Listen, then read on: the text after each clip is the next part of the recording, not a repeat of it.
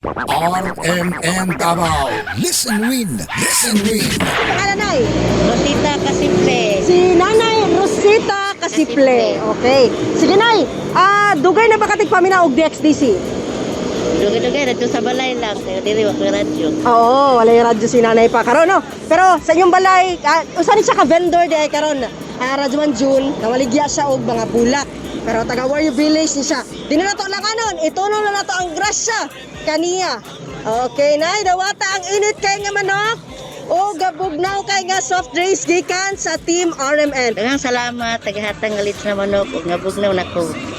Bugnaw kay nga soft drinks. Ang hagay mo mga silingan na nga maminaw og DXDC. O mga silingan, pamina mo sa ako ang mga istorya kay saan sa DXDC. Okay, ayan, mission accomplished, Radyoan June. Kauban si Radyoan Joel, pero ay kini si Radyoman ay Miguelita. Tatak, RMN. RMN Davao. Listen win. Listen win.